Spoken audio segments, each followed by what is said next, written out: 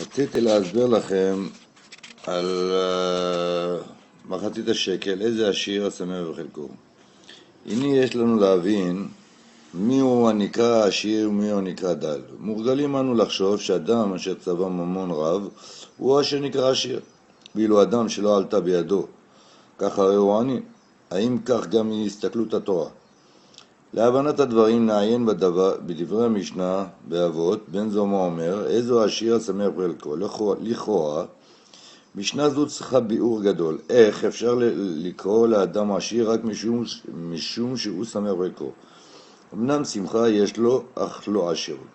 מכאן אנו יכולים ללמוד יסוד גדול בהנהגת חיינו. העושר לא נקבע לפי מה שיש לאדם יותר ולפי מה שמקובל בעולם. העושר נקבע לפי מה שחסר לו פחות.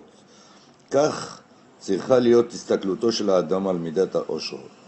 כפי שראינו אצל יעקב אבינו ועשיו, יעקב אמר יש לי כל, ואילו עשיו אמר יש לי רב.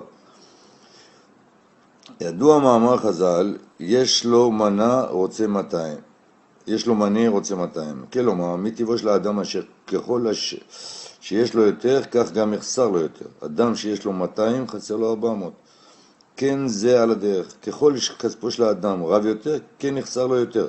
על כן, ברור מדוע אינו נקרא עשיר. מכאן, ברורה המסקנה, אדם שיש לו 200 ואינו מרגיש שחסר לו כסף נוסף, הוא זה שקרא עשיר.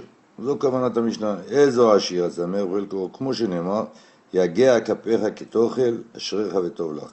אשריך בעולם הזה, טוב לך לעולם הבא. אדם השמח בחלקו לא יהיה לו טוב רק בעולם הזה, אלא וטוב לך בעולם הבא. משום שעיקר קלקול החיים בעולם הזה הוא בכך שהאדם מתאווה לנכסים הרבה ומקנא במי שיש לו יותר. בכך גורם רעה לעצמו ומביא עליו ועל משפחתו דאגות רבות. שכן מרבה נכסים מרבה דאגה, אבל אם טוב לו במה שיש לו ולא חסר לו ממה, אז מה לא עושר וחיים?